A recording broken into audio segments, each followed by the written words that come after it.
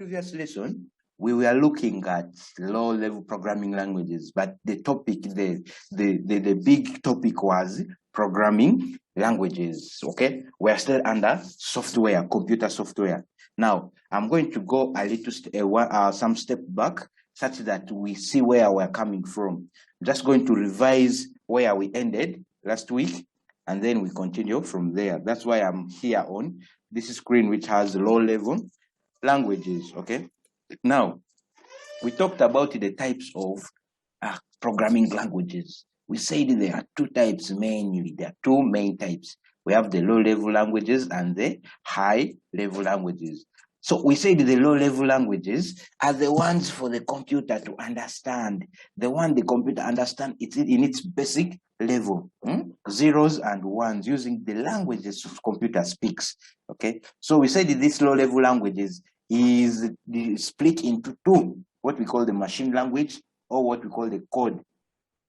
Okay, what we call the machine language or code, which is the one responsible for the understanding of the machines, of the computers. What language do they speak? They understand only zeros and ones.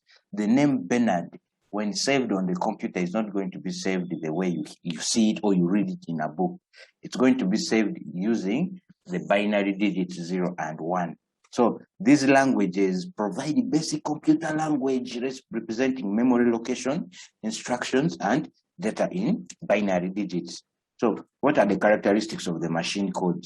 The machine code can easily be used directly by the computer without interpretation, meaning the computer doesn't have to change the language from one language to the language it can understand. Okay, Silva, I see your hand is up. Oh, okay. All right.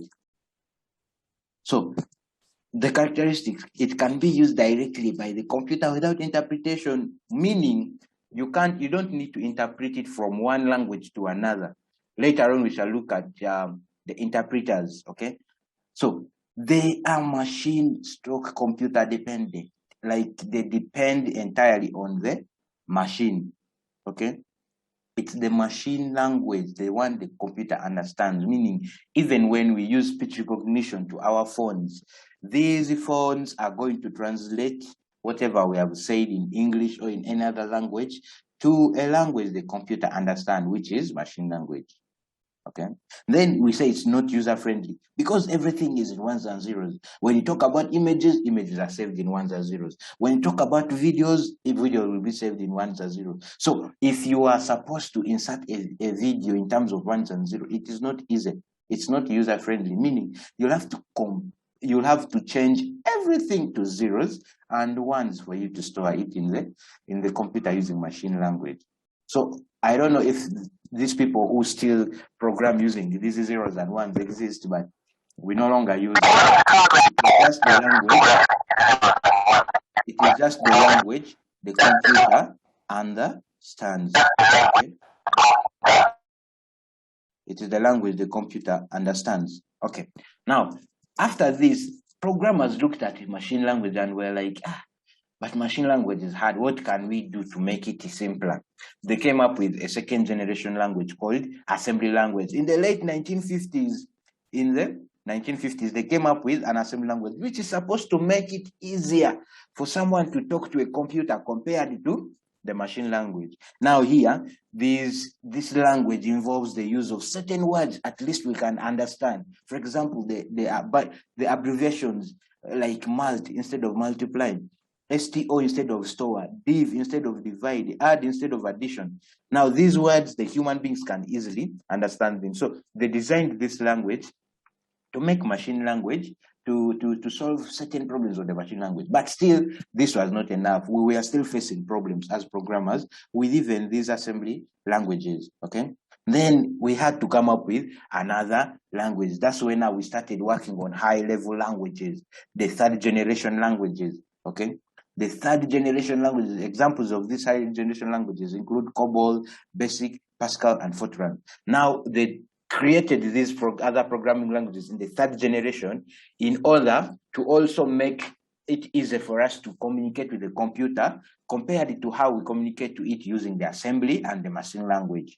So the assembly language, the machine language, they were still hard for us to use. Okay, so you'll observe that as generations keep increasing, okay, as generations keep increasing, the interaction, the communication with the computer becomes easier and simpler. So in the third generation, these languages, COBOL, BASIC, Pascal, and Fortran, were used because they were easier. They were easier to be understood by human beings and also communicate with the computers. Then after that, we still wanted more. We still wanted to make it so easy. Then we came up with fifth generation languages, which were designed in the early 1970s. Here you see examples like Java. You see examples like C++. You see examples like C. These were the languages which were designed in the fourth generation. They are easy, they are very high, non-procedural, okay, languages. We use rapid application. It enables us to even come up with applications at a very high, within a very short time, compared to coming up with an application using the third generation languages. So in this generation, the fourth generation, rapid application development tools were programmed, okay? They were written by only telling the computer what to do as opposed to a step-by-step process. In the high-level languages, the COBOL, BASIC, things were step-by-step. Do this after doing this, do this after doing this, do this. That is how we used to give the instructions to the computers, okay, using that. But then in the fourth generation, you make use of what we call non-procedural languages, okay? We make use of non-procedural, meaning we don't need to go through procedures, not step by step. Someone can just design a small function to do what? To do a certain part of the program. All that is involved in the fourth generation. Now, some of you are very, very interested in learning programming languages, I know. But if time allows, or if all goes well, we shall go through programming languages in senior 3, okay? In senior 3, we shall learn, at least we shall be learning how to program. Not only that, we shall even learn web design, okay? So that is, I know most of you have interest in doing that, but don't worry, let's just reach there, okay? We normally say baby steps. We take baby steps, we are going to reach where we want to reach, okay? Then we have the fourth generation. I remember telling you that the fifth generation came immediately after the fourth generation languages.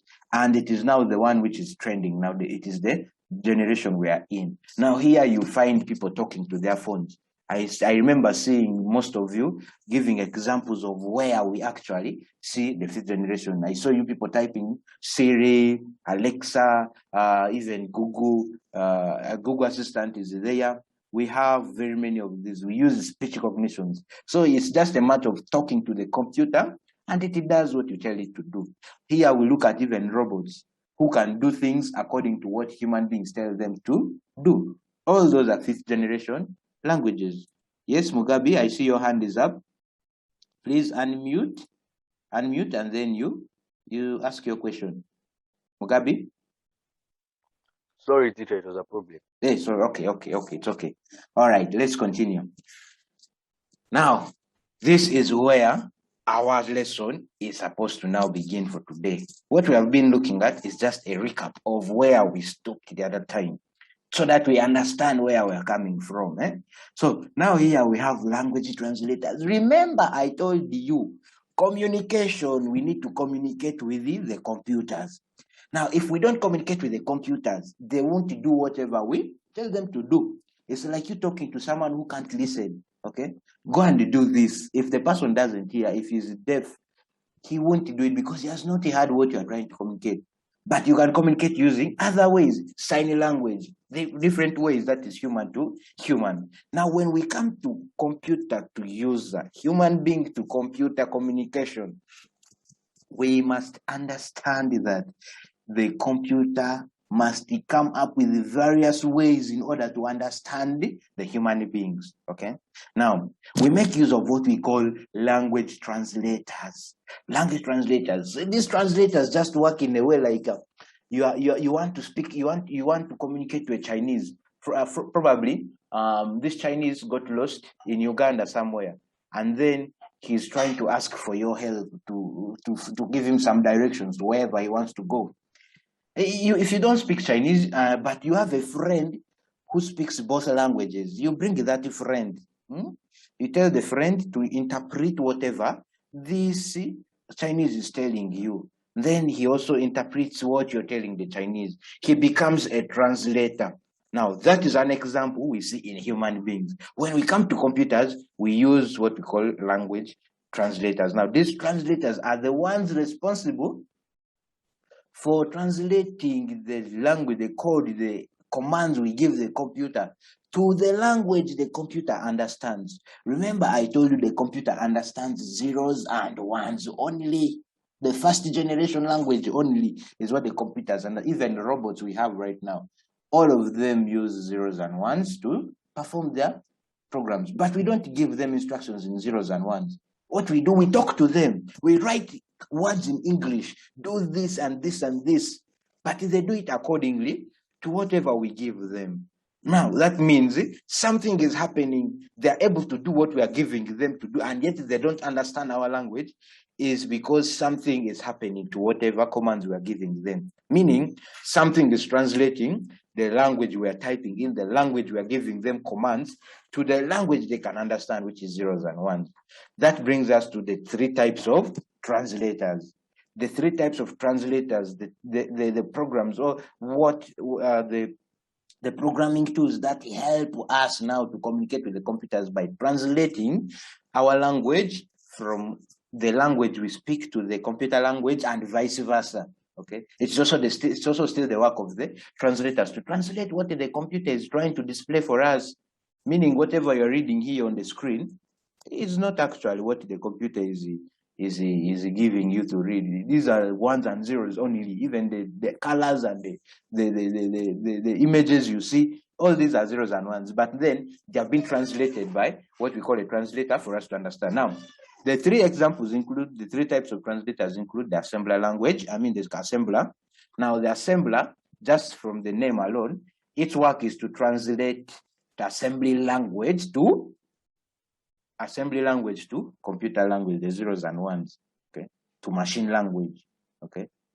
Its work is to do assembly language to machine language. And then we look at the compiler and the interpreter, but we're going to look at this, starting with the assembler. So the assembler, I said, is a program that translates the assembly language program into machine language, which is the zeros and ones. And then we also have compilers, which is the next example, which is the next type of a translator. Now, it is a language translator that converts the entire program of a high-level language into machine language. Here, now let me explain this.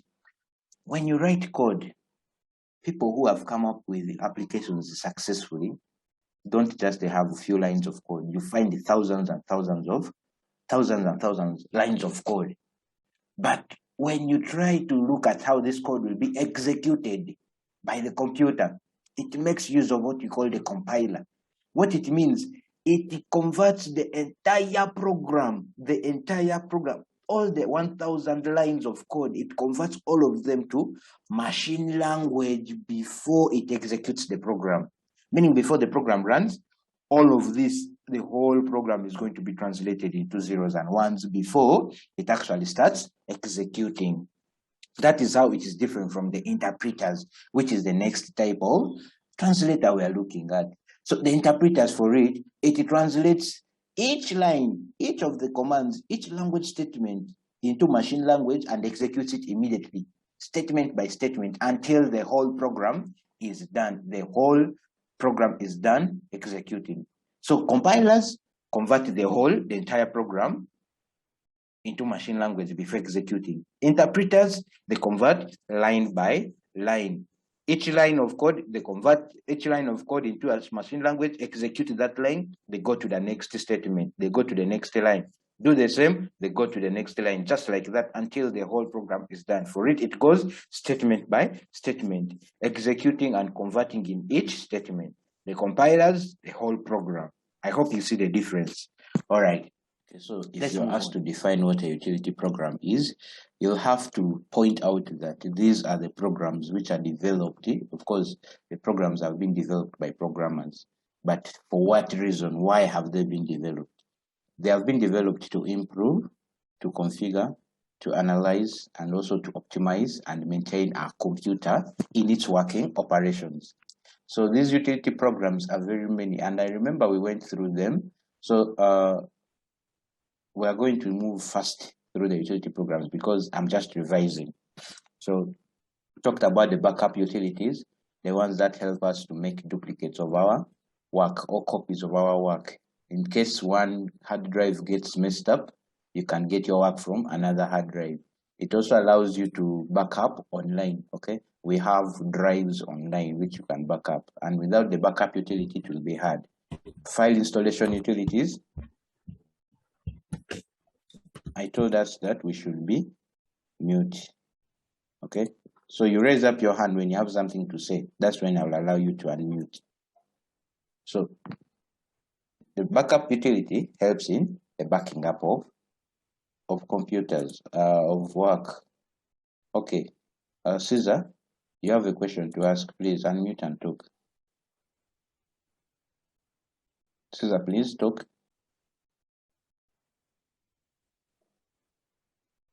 Caesar, do you have a question? Ask your question. I see your hand is up. Okay. All right, let's continue. And then we also have the file installation utility. Now, the file installation utility is the one that helps us in making sure that we install our files, the files into our computer. Now, whenever you download a file set up from the internet, and it is on your computer, okay? And it is on your computer, and you want to install,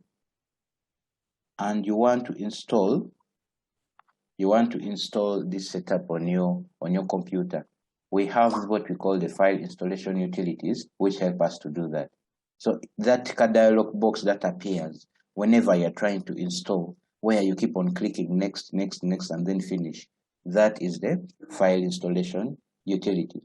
So just to make sure that you understand what I'm trying to say, I'm going to share another screen. I'm going to share another screen such that you are all able to see what I'm talking about. So are you all able to see my desktop? Are you all able to see the desktop? Yes, sir. Okay.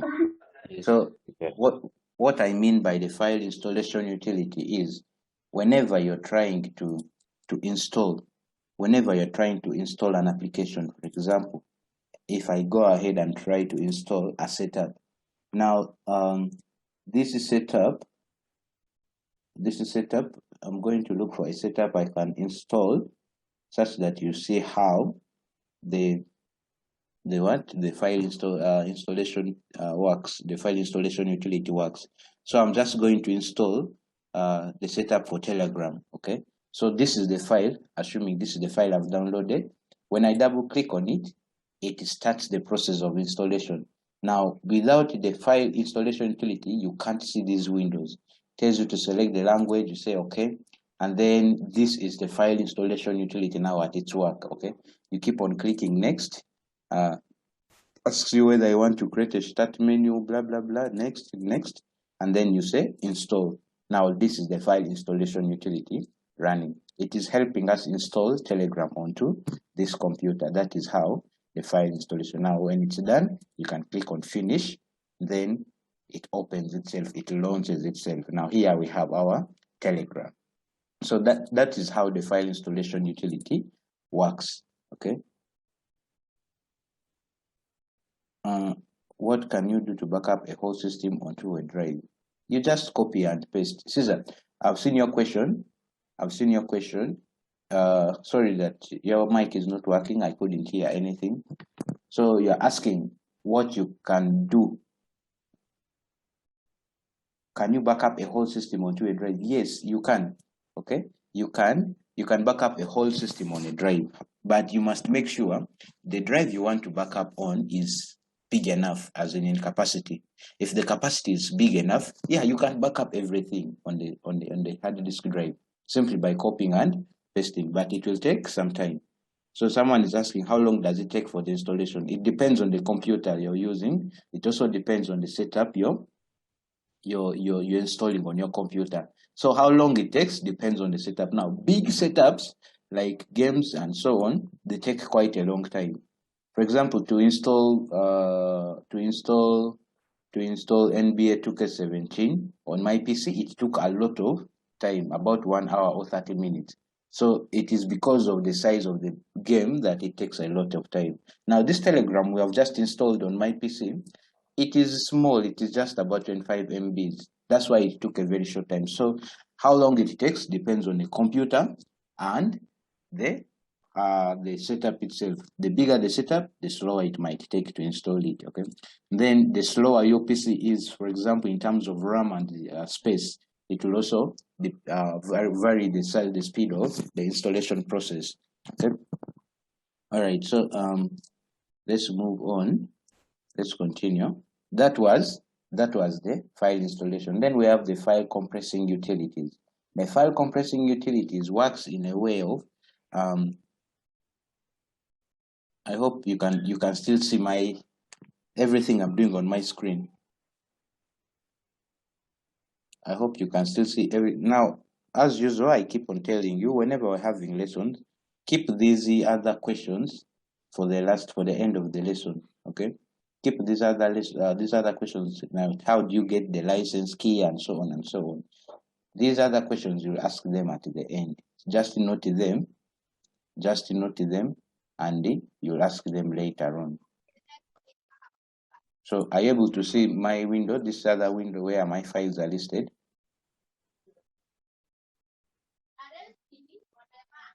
Okay. So about the file compression utilities, they help us compress the size. Compression means reducing in size. When you compress gas, the gas reduces in size. Now here we compress files.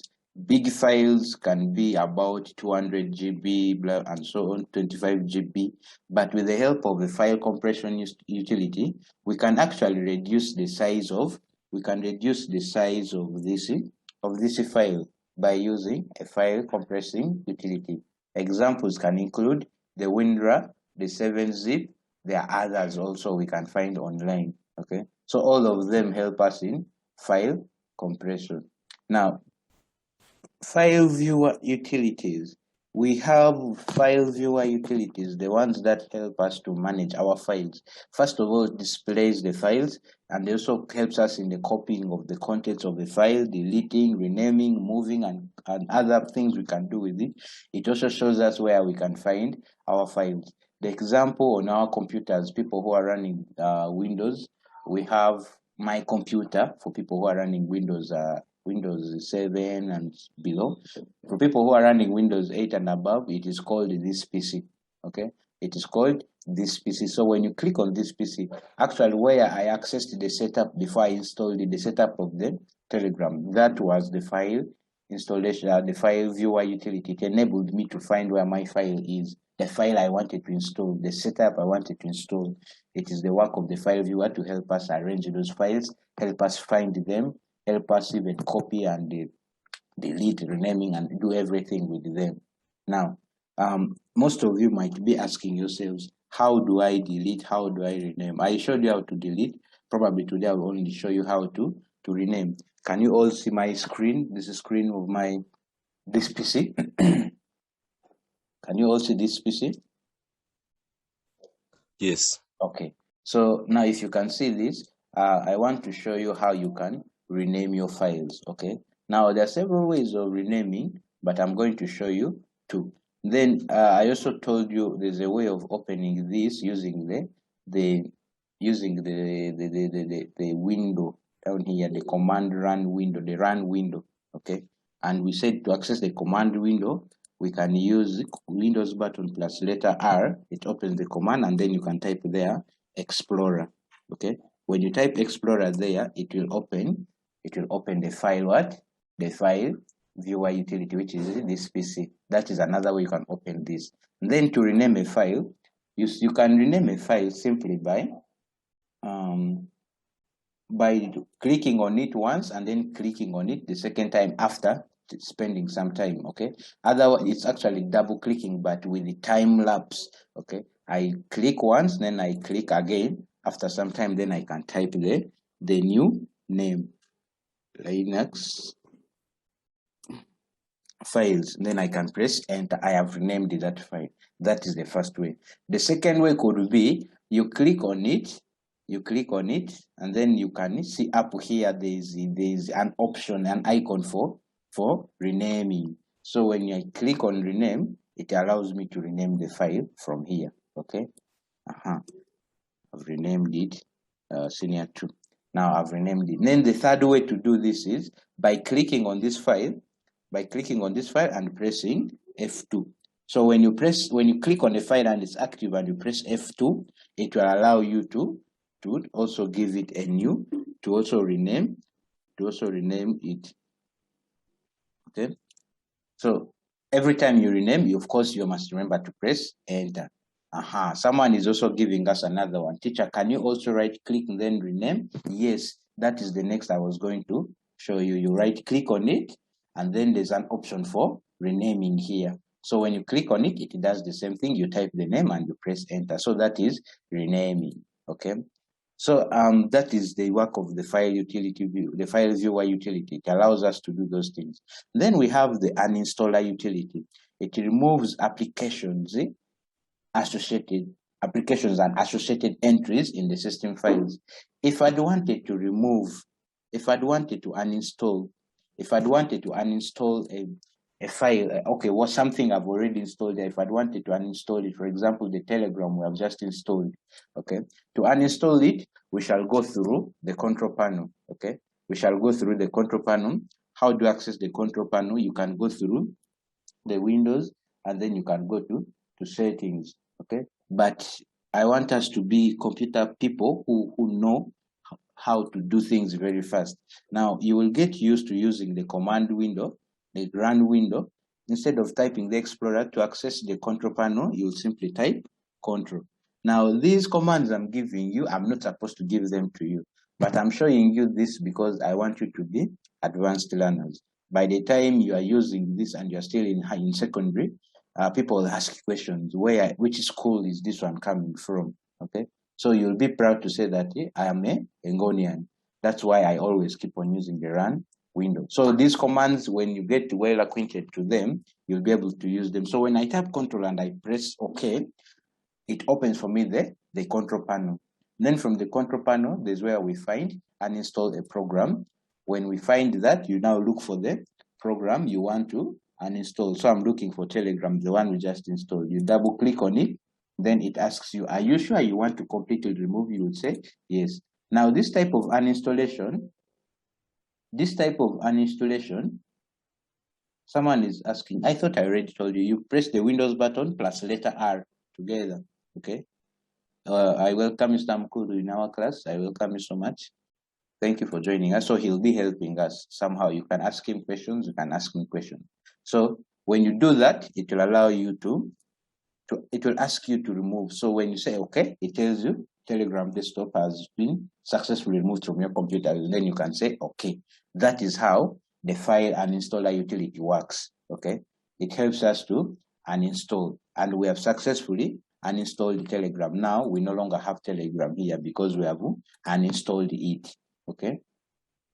Now, let's move on. We have what we call the Diagnostics Utility. Okay, it compiles technical information about the computer's hardware. Now, the hardware we are talking about here could be the network adapter, could be the network card, could be the sound card, could be the hard disk drive, any hardware within the computer.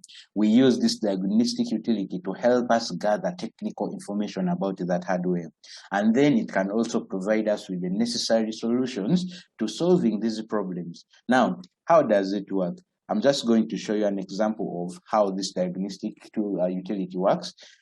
When you are connected to your Wi-Fi, sometimes you see you're connected, but it is not showing you the internet access. Now, to access diagnostic tool, you will just right click on that icon and you click on troubleshoot problems. So it starts running the diagnostics utility.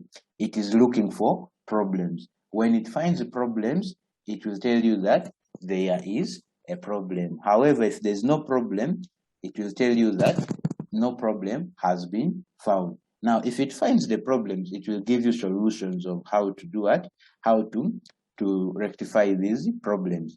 So now here, there is a problem. When I read the diagnostics with the Ethernet cable adapter, the network adapter was telling me that the Ethernet cable looks like a telephone cable, but with blah, blah, blah, blah, blah, blah. So it is asking me to do everything. Can I fix the problem? Can I skip this step?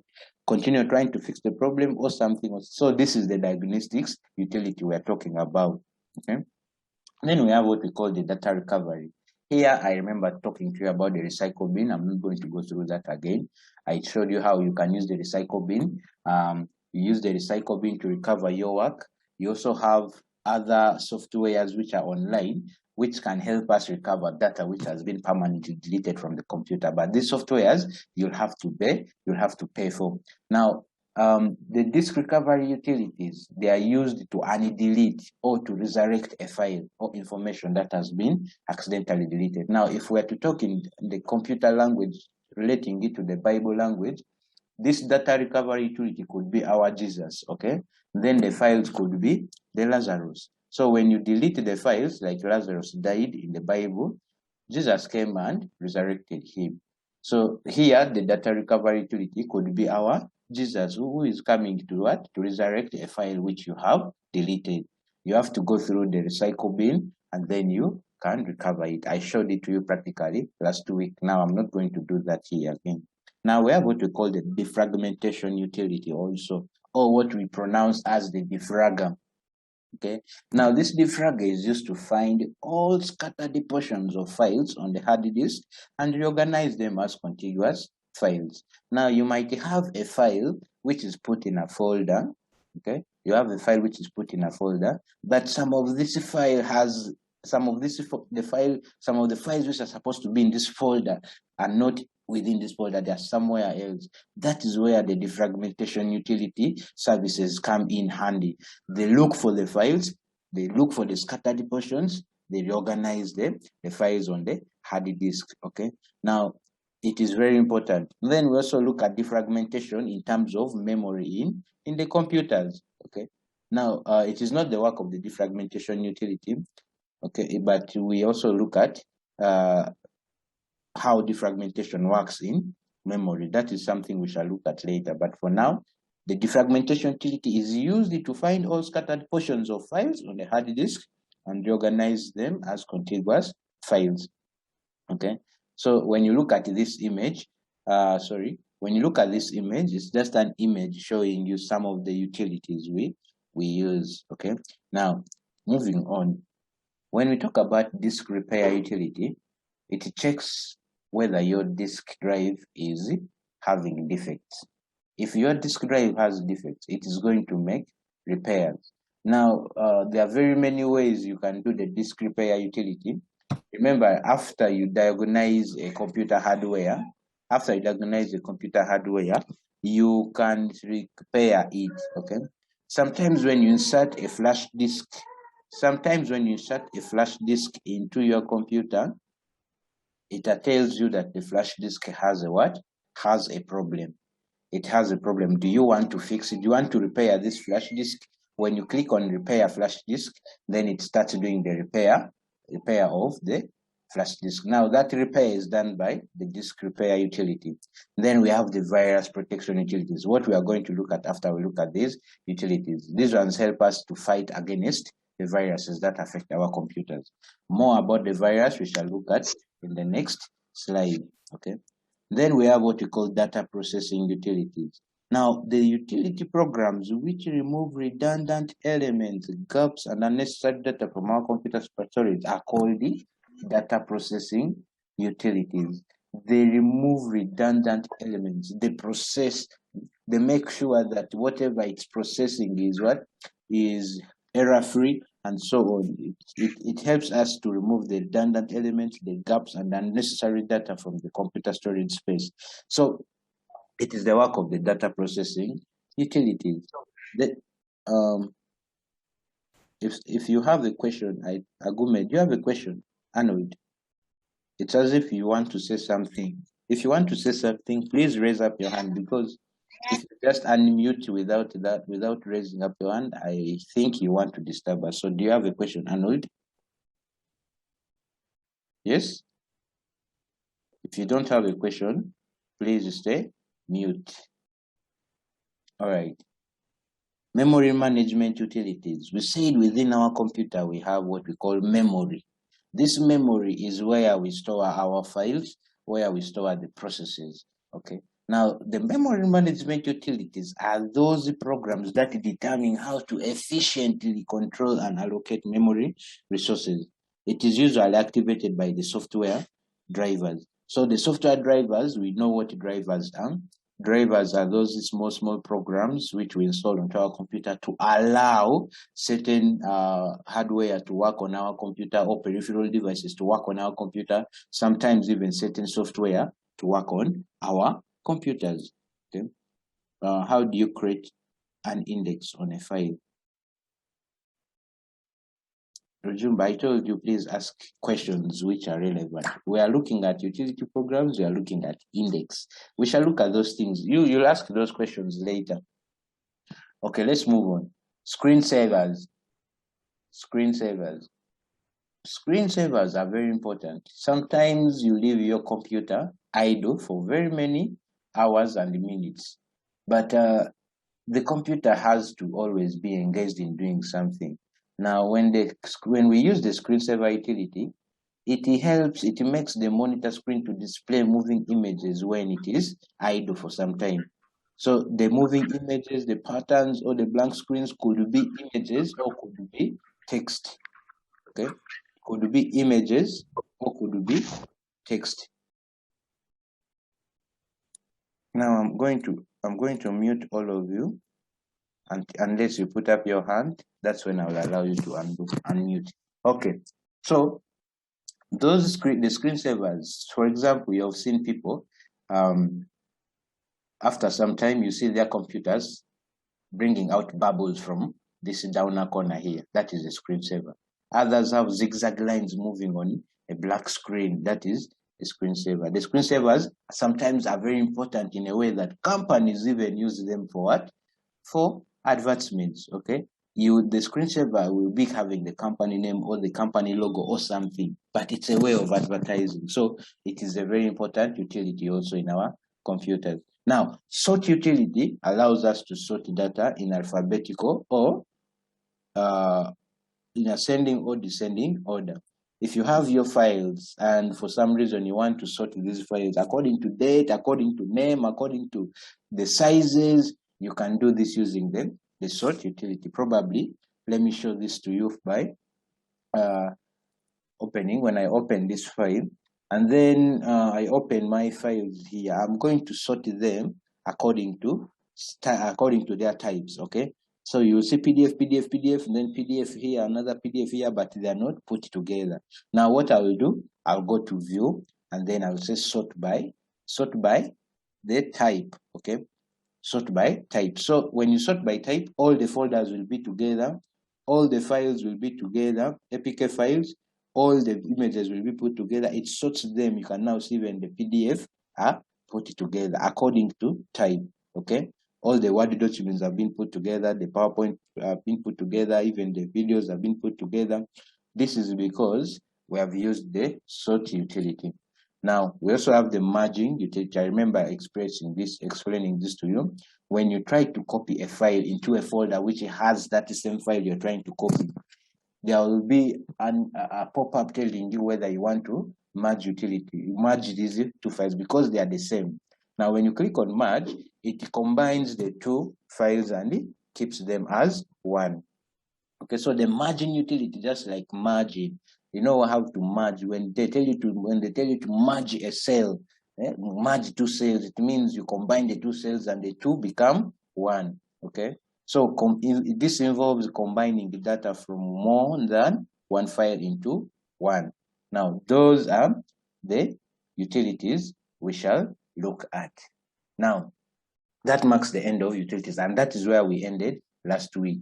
Though we didn't, I'm sure it didn't go on well because some of us had the pressure for the test and so on. So today you have it in full the questions. If you have questions to ask, you ask. If they are relevant questions, you can ask them. If they are not relevant, keep them for the end of the lesson. Now we have what we call varieties of software in the market. We have software. Remember, right now we are looking at software only. Okay, we have variety of software in the market, but these software in the market have been categorized. Okay, according to the way they are distributed to the market. Okay, now we have what we call packaged software. Now, the packaged software is a commercial software which is copyrighted, and it is, and it is designed to meet the needs of a wide variety of users. For example, Microsoft Office Word as an application. It is designed to meet the needs of everyone who wants to type work, who wants to create documents, and so on. And these are supposed to be paid for. Though for us here in Africa, we are good at looking for cheap things, very free things, okay? We end up buying pirated things or cracked versions of these applications. But these applications are meant for commercial purposes, meaning people sell them and they receive them. Now, another example could be a management school system. A management school system, you can design it, you package it nicely, and then you go and sell it to a school to make the school be able to manage its files and its resources on the system. That is an example. They are commercial in nature and they are copyrighted, meaning when they are given to a customer, okay, like the best example could be this one I've talked about, the ones you can sell to a school. It will be for that school only. No other school will have it. It is commercial, it is copyrighted, meaning if anyone tries to duplicate it, it will be against them. The rules of laws. What does pirated mean? Pirated means, it is like theft. Okay, it is like duplicate. Yeah, so your friends know these things like duplicate. You look for an easier way of getting something for free. You know how pirates do their things. They loot. They just take things for free by force. Actually, that's where the word pirated comes from. You're a pirate. You find a boat. You don't know where this boat comes from. You just ambush it. You loot it of its goods, and then you go away. That is pirating. Okay, without asking, without authority. That is pirating. Yes, keygen is an example of, it's just a software which helps you to regenerate. It is a software those people create to do what? To crack this software which are supposed to be paid for. So the keygen generates the keys for you to use in the software, which is illegal, by the way. You shouldn't be using them. You should be paying for this software. Then we have what we call software suite. Now, software suite is a collection of individual applications which are related. Remember, they are related in a way that they are known to a certain suite. They are known to a certain company. For example, Microsoft Office has a collection of applications which are all related. We have Word, we have PowerPoint, we have Excel, we have OneNote, we have Outlook. All these belong to the Microsoft Office, okay?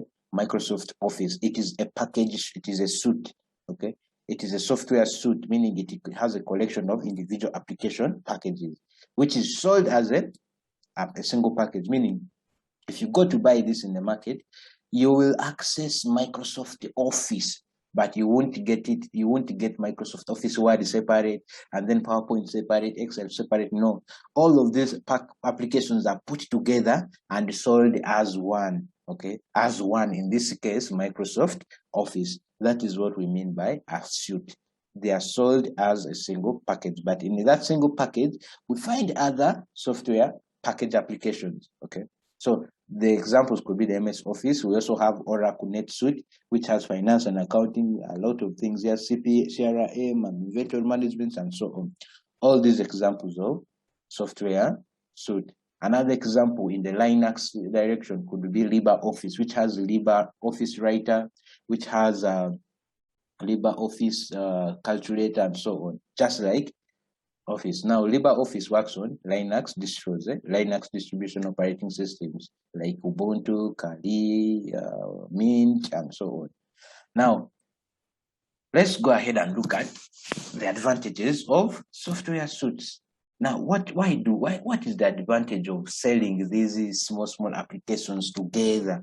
The first advantage is that a software suite normally costs significantly less than purchasing each of the application packages separately. Imagine you have bought a full package. You bought a full package at around $50, but each of those packages, if you are to purchase them singularly, each would be costing about 15 US dollars, meaning if there are more than 10 applications within a suite, you'll find that purchasing them individually costs you more than purchasing them as a software suite. Okay, that is the main advantage. Then it is easy to use because these applications within this suite usually have similar interface.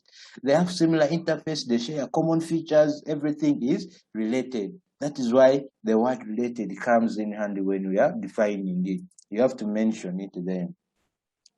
So okay, there's a difference between corrupt and pirated. Corrupt files mean they have certain defects. There could be a virus, it could be someone targeting to just hack your computer. That is something which is corrupt.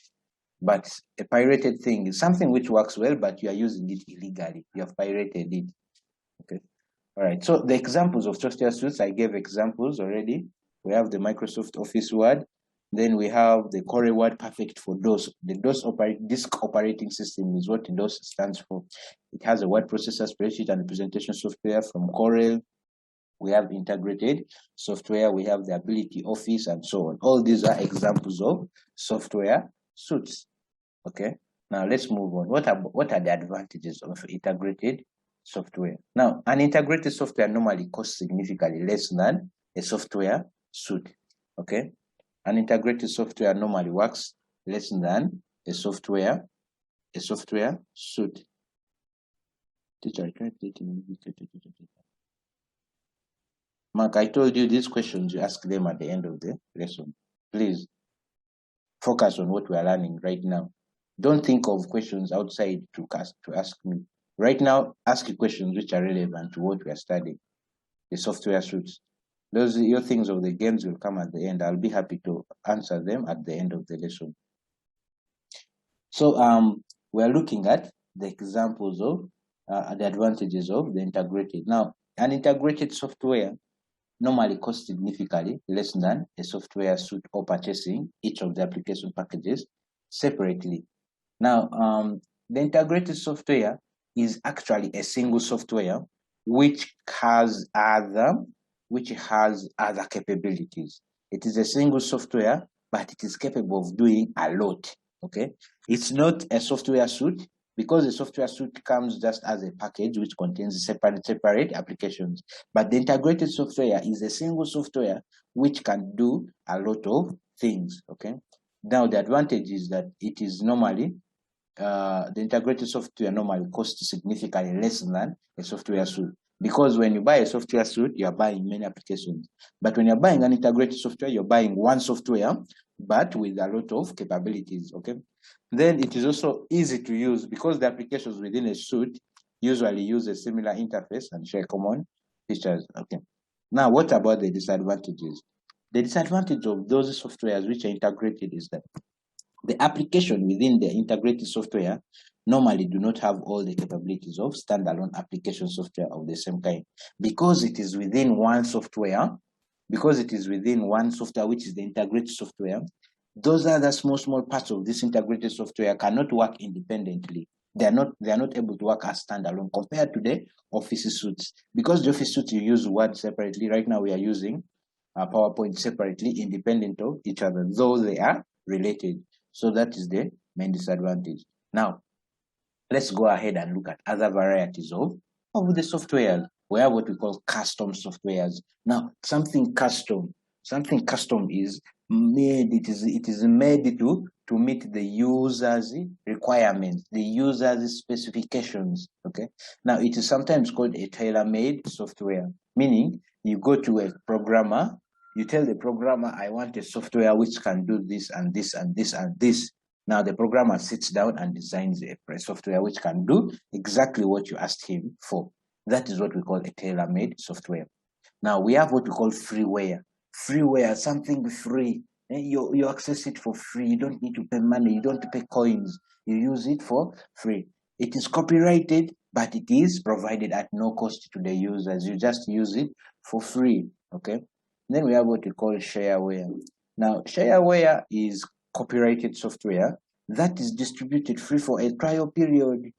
Now, the difference between freeware and shareware is that shareware is for trial. We give you the application to use for free. For example, if you came up with an online gallery system, when you distribute it to the market, you'll first tell them, now this is service, I've just come up with it. First use it for 30 days, and then after that you can start paying. Now that qualifies to be a shareware. It's copyrighted, it's your software, but it's going to help artists sell their art pieces and so on. But you have told them to use it free for a period of time. It qualifies to be a shareware. And then we have public domain software. Something public, it is for the public to use, the whole community to use. It is not copyrighted. Without copyrighted restrictions, you can do anything with the software. So it is a free software denoted or donated for public use. You give it out to the public to use. Let them figure out how to use it and so on. It's not copyrighted. Okay. Then a software update. It is the one that helps us to provide bug fixes. Now, one thing you should understand for people who are going to become programmers is that you'll never come up with a software which is complete. Okay. You'll never say that, yeah, I've designed my software today, but this software is working 100%. Okay. It's working 100%. Now, a camera is a hardware. We're talking about software, Joshua. We're talking about software. The camera is software. Maybe, and yeah, you can talk about the camera software. Yeah, that one you don't pay for. Yes, the camera software. If you're talking about in terms of software, yeah, Joshua, you're right. The camera, we use it for free, but it comes with the phone. We use it for free. Messages, we use them for the message app is for free. So it is for the public to use without any copyrighted. Those are the examples. Joshua, I like the way you think. All right. The software update providers, they help us to provide bug fixes. Just like I told you, you can't find a programmer who has come up with the software and be like, now my software is complete. I have nothing else to do with it. No, it's not the case. As we keep on living, we keep on developing in technology, new things keep on coming. Now, as a serious programmer, you'll keep on adding these new things onto your systems you've designed, okay? You add new things onto these systems you've designed. Now, that is called updating, but it will help you do this. We use what we call software updates, or updating softwares, okay? Part of the program which allows you to update it, okay? Online, it could be online, it could be something. Antiviruses, you can update them. But to do that, you need a software update. So we also have what we call software upgrade, okay? Now, most of the times in your exams, they will ask you to give the difference between a software update, and a software upgrade. Now, like I've told you, software update is providing, just fixing the bugs. You are fixing minor software. You're adding improvements. You're adding more to the software which has been there in place, okay? For example, right now, all of us are using Microsoft Office Word, okay? Microsoft Office Word, all of us use it. But after some time, Office Word, when you update it, you will notice that it looks different from the way it used to look. Normally, when you update something, the appearance changes. Let me give an example of WhatsApp. Initially, WhatsApp never had the dark theme, but when they updated it, we now have the dark theme option. You change your WhatsApp to have the dark theme, which most computer people like, okay? Dark theme is loved by most programmers. So, yes, you're updating a picture. Now we are talking about software still, Joshua. A picture is more personal, okay? But here we're talking about software. Now, whoever wrote this line here, please remove it. Then the software upgrade. the software upgrade is different from the software update in the way that instead of adding new things to the software which exists, you completely change it. Okay. The software upgrade is the purchase of a newer version of software you currently use of a more fully featured version. Now, for example, right now, some people are still using Windows. Some people are still using Windows what? Windows XP. But then when I look at their computer and I'm like, now you people, it's good that you are still using Windows XP probably because you enjoy it and it's easy for you to use. But why don't you try something which is of recent? Now Windows XP is an oldie; it's going old school. We have to modernize core. You install for them Windows 7. Now there you've upgraded. Okay, there you have upgraded to Windows 7. All the way from Windows XP, you get a newer version whole and you put there. Just like these are our new phones. When you try to update your Android version, it moves from 10 to 11. There you have upgraded your software. Okay, your software from version 11 to version 12, from 10 to 11. That's upgrading. Updating, it's just within the same software, but you're adding new features, new small features. That is updating. So be careful. These questions normally don't miss. Give the differences between software update and software upgrade. Okay, yeah. It depends on what you're updating, but sometimes, yeah, you need to be online, Joshua. Yes, you need to be online to do these updates, and the upgrading doesn't necessarily mean you should be online because we can install these separately. Okay. Yes, you can upgrade from XP to 10 directly, but you'll have to uninstall XP. You uninstall XP and then you install 10. That is the upgrading, yes. And now the way you're asking questions is actually very, very correct because you're asking, sir, can you upgrade? Yes, you can upgrade from XP to 10 directly because XP is still in the line of Windows operating systems, okay? The difference is simply here. The difference is in between the definitions. It provides bug fixes and minor software improvements. That is for software update. And then the software upgrade, you purchase a newer version. You move completely from this old version to the new version. So when you're giving the difference between these two, give the definition. The difference comes in the definition. You can go ahead and give examples. Okay. All right. Now let's look at computer viruses. Computer viruses.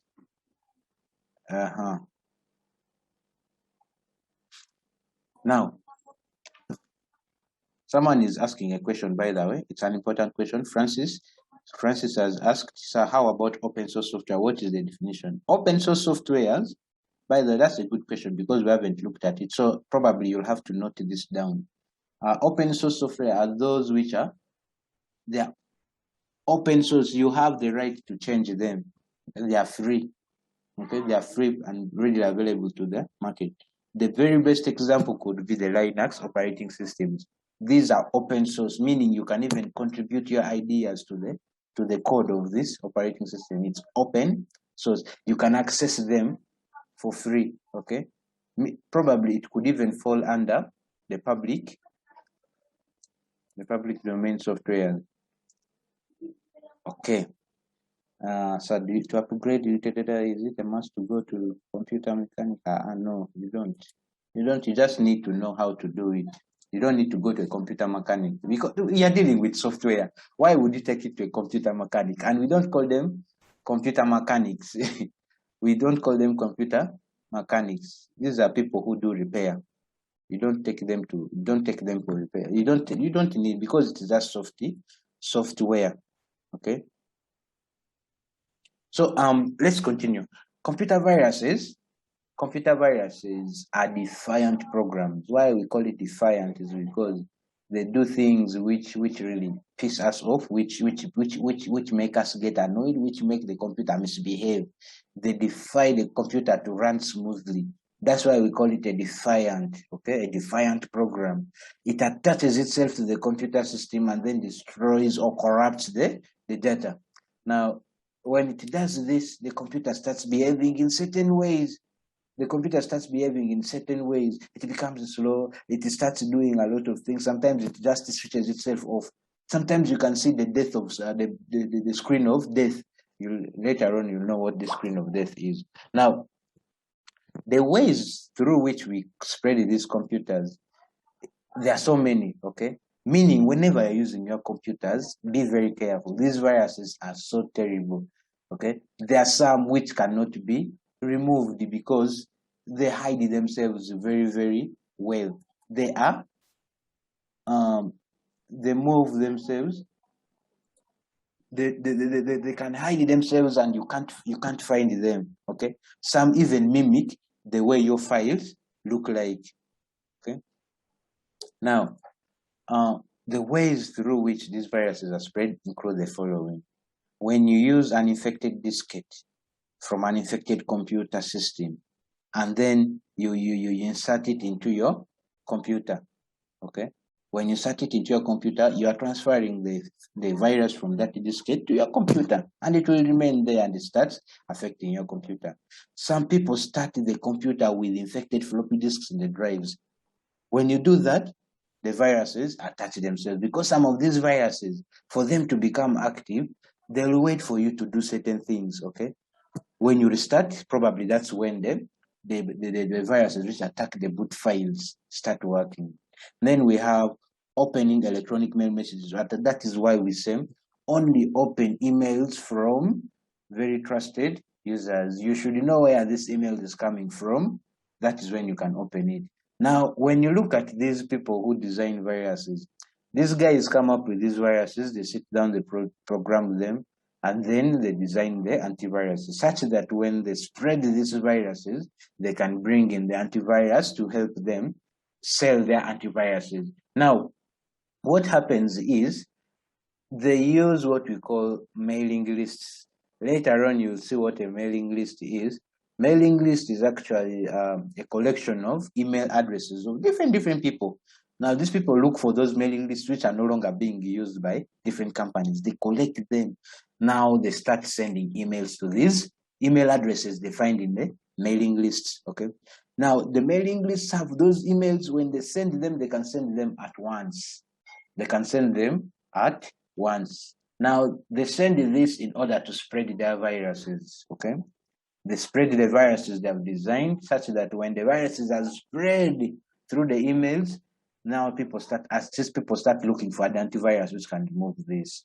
That is now when they also spread the antivirus which is specifically to remove this virus, and they get their money. That is how people get money nowadays. So you have to be very, very careful how you open your email messages. Now, the good thing is the email, the softwares we are using for our email have been designed in a way that they have a section for collecting these spam messages, okay? Those messages which they don't trust, they put them in the spam folder, such that it is up to you to go and open them. You open them at your own risk because they have told you now this is spam, and you have to be careful while opening it, okay? Yeah, so you have to be careful. Those the email messages, the attachments which have been infected, when you open them, you affect your computer with the viruses. Then we have downloading infected software from the internet. This is the one which is commonly affecting us, the people who like to use the internet for downloading things and so on. You can just even simply download a music file, okay? You can download a music file, and that music file has a virus attached to it from the internet. That is why most web browsers now come up with what you call the scan, okay? The first scan whether your computer, the file you're trying to download is genuine. If it's a genuine file, someone is asking, I've just explained it actually. The spam folder is the one which stores those untrusted, unsolicited messages, okay? Those folders, the folder is the one which, the untrusted messages which you receive in your email. the ones you might not know where they're coming from, they are normally pushed to that folder. We shall look at these emails later on. When we look at emails, you'll actually come across this word, okay? So, but I've already told you what it does. Those untrusted messages, those emails which you can't trust, the emails we feel like might be having a threat to your account, they put them in the spam folder. That is its use. So you can also get these viruses when you update software illegally. Okay, some people go and do illegal updates. Okay, some people go and do illegal updates. You go and look for a software which can help you update this software you're using, which is supposed to be not the right way. But because you're doing it legally, you might end up using a software which is already infected with the virus, and then your computer is infected. That is why you shouldn't trust. That is why. Okay, Joshua, you have a question, please unmute and ask your question. Yes, sir. Yes. There are situations whereby, like, you're installing an application. Yes. Let's say, and then before you install it, it warns you that you want to install this app, man, it may have corrupted things. Yeah? Yes. Warning you. Yes. You see now, just that's a good question. You see, when we are installing software, and by the time your computer tells you that this software might be having this and this a problem, you shouldn't continue to install it. Though we computer people, we know which softwares to install even when that alert appears. Okay. For example, when you're using Chemist Pico, yeah, this one, someone like Dennis talked about Chemist Pico. When you're using it, if your Windows Defender is on, it looks at it as a virus. It even removes it automatically. But for us computer people, we know Chemist Pico is not a virus, okay? But we can use it to do what? To activate our Windows without buying the license keys, okay? So there are those viruses, there are those programs we can run, and when we get warnings, we know this warning is supposed to be there because this looks at it as a virus, and yet it is not. We know those ones. But then there are those ones you don't know. Out of the blue, you download it, and then your computer tells you, this file is corrupted, please don't install it. And you go ahead and install it. You will be affected by the viruses. So when the viruses affect your computer, it is no one's fault. Actually, your computer tried to warn you, but you still went ahead. Unless you know that this core program you've downloaded or you are using is not a virus, but still it is bringing in that message, it is important that you follow what the computer is telling you.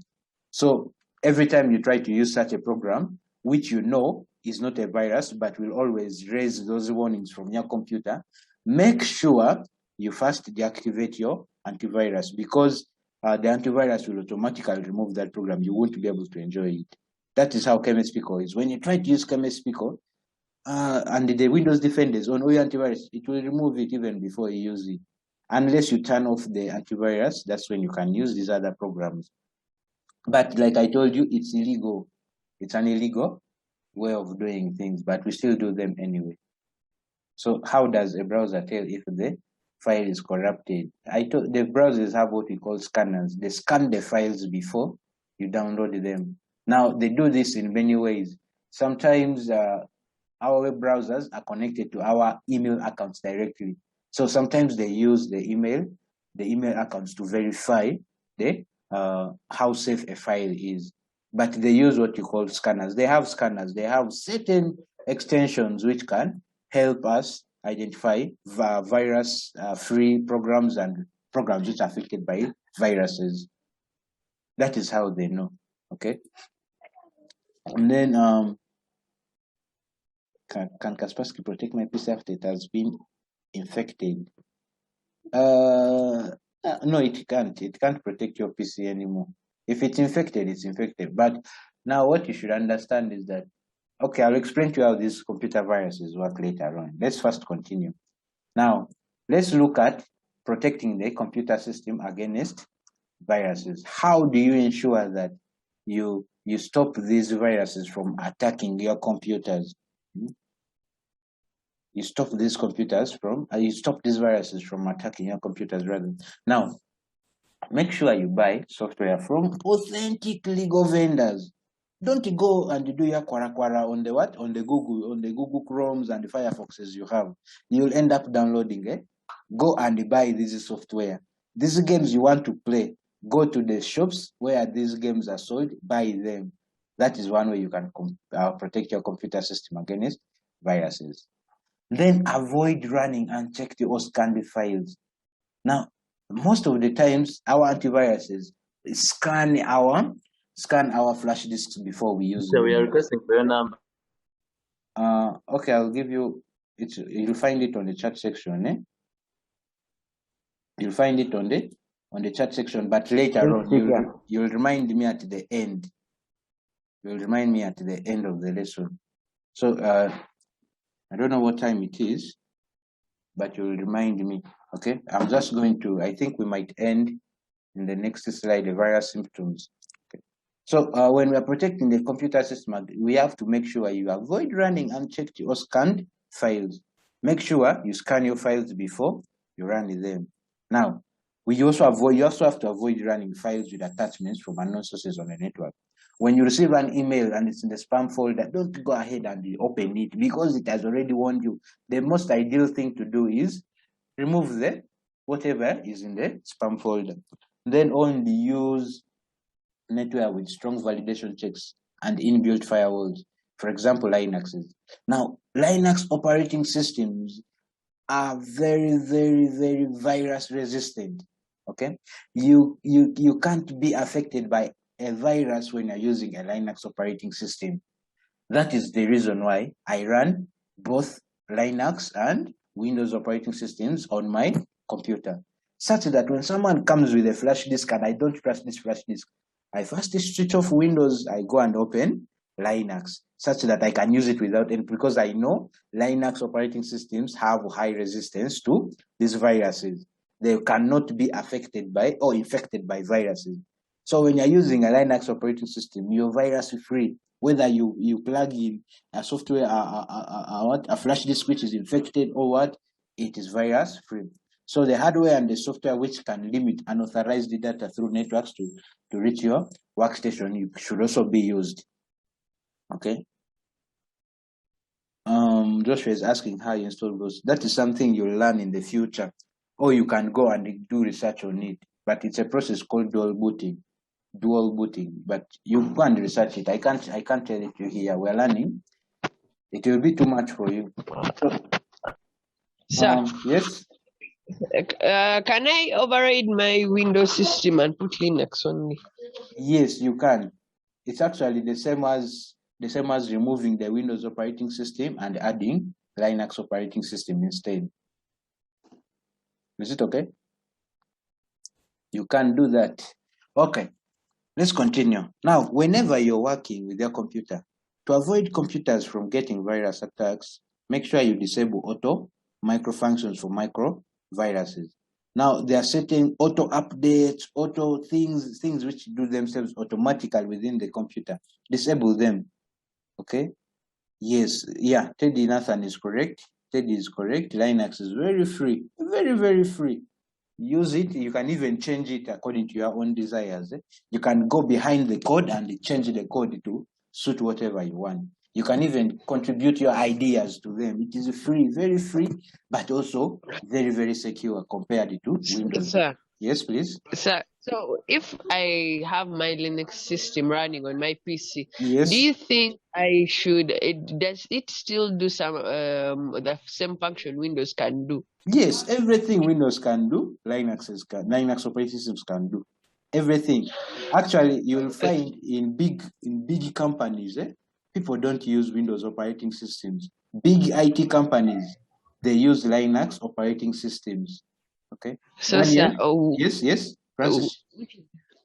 Which is a better option to run as an operating system? Now it depends on you. You use the one which is comfortable. Okay. You use the one which is more comfortable for you. Right now, I'm sure you are more comfortable to to using Windows operating, because it is the only operating system you have been knowing since you were a kid, I guess. Now you're just getting to know Linux, but you have to go and explore. Okay, just like me, sir. Yes. Can Linux also be put like on a mobile device, like a phone? Actually, Android is sometimes considered as a Linux operating system. Sometimes Android is part of, because Android is part of the Unix, okay? And the Unix has Linux, even Android. So sometimes we consider Android as a Linux operating system. Sometimes, not all the time. So because it has certain capabilities of what the Linux operating systems can do. You see, it is very hard for your phone to be infected by a virus. It is so hard. Yes, Jean? Yes, sir. Jean, you have a question to ask? Guaranteed that if you're using Linux, you can never get a virus. Yes, that's what I'm saying. If you are using Linux, you will never get a virus. You'll never be infected when you are using it. Is it okay? It is Linux. It is virus protected all the way. Okay, let's finish this. Sir, and then yes. How come phones can rarely be infected with viruses? That's what I've been telling you. It's because they are almost Linux operating systems. They are rarely infected by viruses. They are part of, we can consider them sometimes a Linux operating system because they fall under Unix. Okay, Android especially, Android, then Linux operating like Ubuntu and so on. That is because they have those strong validation checks before you run any software. It has to do a strong validation check before you put it there. Some even have inbuilt firewalls. Okay, the inbuilt firewalls, it avoids them from getting access to some files which they have firewalled against. If the files they are supposed to protect against is within the firewall, you will never run that file.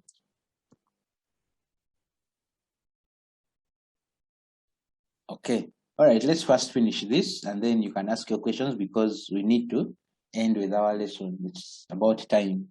So you can also make sure you protect your recovery disks before using it, to make sure whenever someone is trying to access your disk drive, the person must enter a password. There are services we have on Windows called, there's what we call BitLocker. You'll go and research about it. It helps you to protect your disk from being accessed by anyone, only by you when you put in the password. It's sometimes we call it encrypting your local disks. Okay. Now, you should not start the computer with disks like floppy disks, in their disk drives. Meaning, whenever you're shutting down a computer, be sure to remove all the disks and the floppy disks and the flash disks from your computer before you shut it down. Such that next time you start it, you're very sure that they don't have these things inside them. Then finally, you have to make use of antivirus programs. Now, how the antivirus programs work is like, these antiviruses have what we call databases. Now, these databases have files which are viruses. It's like when you're taking malarial drugs to treat malaria. The drugs themselves have the malaria germs, the ones that cause malaria, are within the drugs you're taking. Now, they will have to go and identify what kind of germs am I supposed to attack this drug in your bloodstream. Since you have taken Plasmodium, I don't know if I'm right. Is it Plasmodium that causes malaria?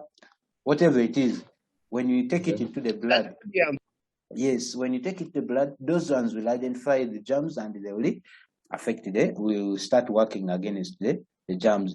They give the white blood cells the capability of looking for those germs and killing them. That is the same way these antiviruses of the computers work. These antiviruses, they have a databases. They have databases of viruses. They have all the possible viruses you could find in their database. Now, whenever you run an antivirus, what it does, it compares all your files with the virus files it has in its database. If it finds a match, it will alert you that this is a virus, because this file it has scanned on your PC is matching this virus which is in its database. That is how the antivirus is work. So when we say update your antivirus, it means add more viruses into the database such that next time it is scanning through, it has a broader way of looking at these files. Okay, that is how the antivirus is work. Now the examples include AVG. Yes. So if someone creates their own original virus and Yes. the antivirus system does not understand, has never encountered such a virus before, Uh-huh. the virus will be able to penetrate the system Yes. and attack. Yes, that is right, Francis. Yes, the virus will stay there because this antivirus didn't recognize this. This antivirus didn't recognize this virus among the files because it only identifies these viruses when there's a match. If it is scanning through those files and then it finds this virus, but this virus is not in the database of this antivirus, this virus will still remain in your computer. That is why they say update your antiviruses always, such that the newest viruses can be added, the list can be added onto the database. Each time you scan, at least it has a high chance of getting your viruses from the computers. Is it clear, Francis? Yes, sir, it's clear. Okay. So now the examples are here. Kaspersky, which you have to pay for, the license. You can use Norton. You can use MC Cafe, MC Afe, AVG, F-Secure. There are so many, Avira, Avast, and so many. Now, if you ask me which one I prefer, I prefer Windows Defender. When it comes to Windows operating systems, I prefer using Windows Defender because Windows Defender comes with the operating system. Okay, it is free. It is part of the operating system. So long as you keep on updating it, it does the work beautifully. Okay, the work is performed very well. It does the work of fighting against viruses. But the problem with these other antiviruses, why actually you don't see, you see many people use, there's this virus which has a green, it has a green icon. I don't know, I've just forgotten its name.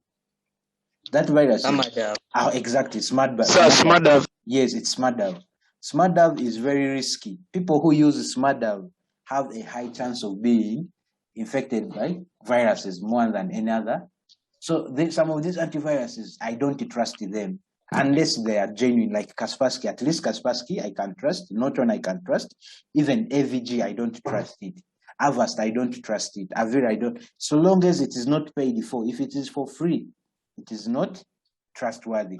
The only trustworthy antivirus you can always trust is Windows Defender because it does the work. So long as you keep it up to date, it does the work very nicely. Unless you have the money to pay for licenses, you can go ahead and use these other antiviruses. Okay, so these are the things that help us fight against viruses. So for today's lesson, we're going to stop there.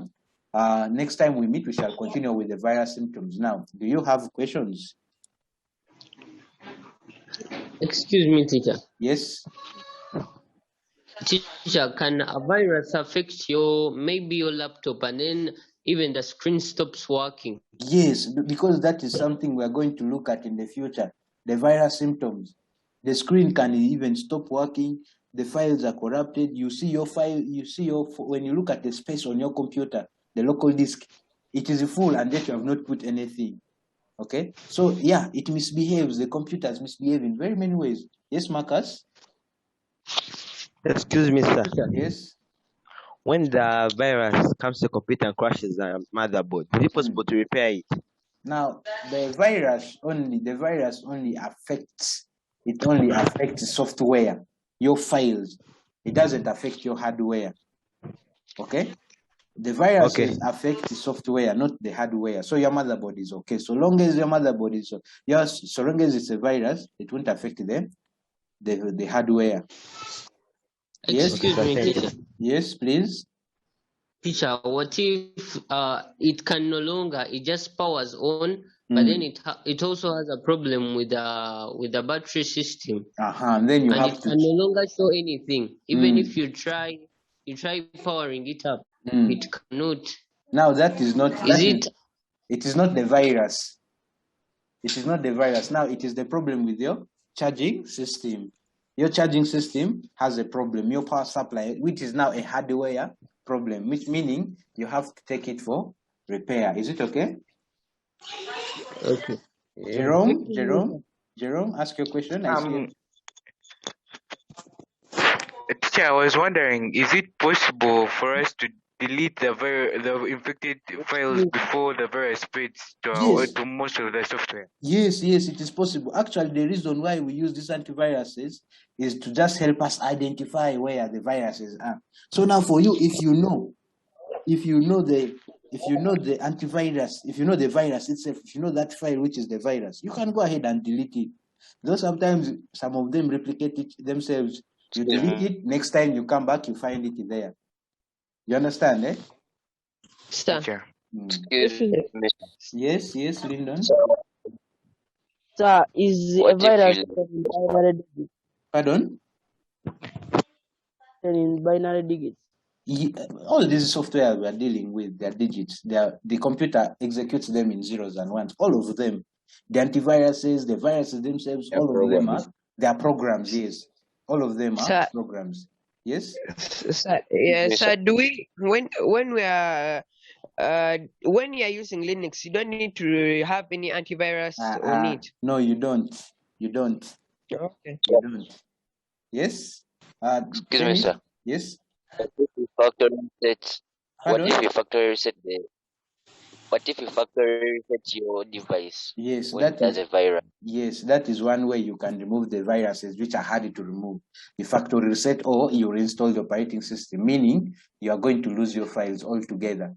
If you can't find where the virus is hiding, it means you lose all the files at the cost of the virus. Yes, Chirabo? Chirabo, ask your question. Chirabo, your hand is up, please. Talk.